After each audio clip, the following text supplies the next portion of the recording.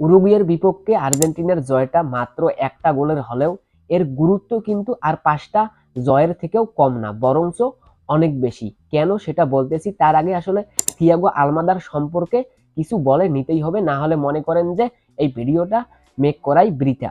ম্যাচের একমাত্র গোলটা কিন্তু করেছেন থিয়াগো আলমাদা, বক্সের বাইরে থেকে বুলেট গতির শটে একেবারে গোলকিপারকে কিছুই বোঝার সুযোগ দেননি। অবশ্য গোলকিপারের এখানে করার কিছুই থাকে না, ফার পোস্ট দিয়ে গোলটা হয়েছে।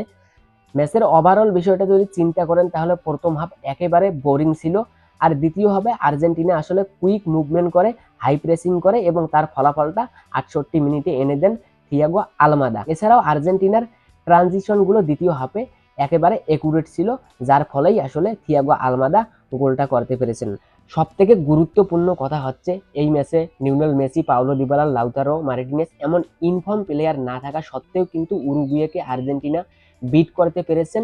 এর মাধ্যমে আসলে একটা বিষয় ক্লিয়ার হয় যে পুরো ফুটবল বিশ্বকে আর্জেন্টিনা একটা ইঙ্গিত দিয়ে রাখলেন যে আর্জেন্টিনা স্কোয়াডে মেসি, লাউতারো মার্টিনেজ, দিবালা এমন ইনফর্ম প্লেয়ার আসলে খেলুক বা না খেলুক, বিশ্বের যে কোনো টিমের সাথে আর্জেন্টিনার যদি ম্যাচ হয় তাহলে আসলে আর্জেন্টিনাই অবশ্যই ফেভারিট থাকবেন, তাতে আসলে সন্দেহ নেই, যেটা আসলে পরবর্তীতে ব্রাজিলের বিপক্ষেও প্রমাণ হয়ে যেতে পারে।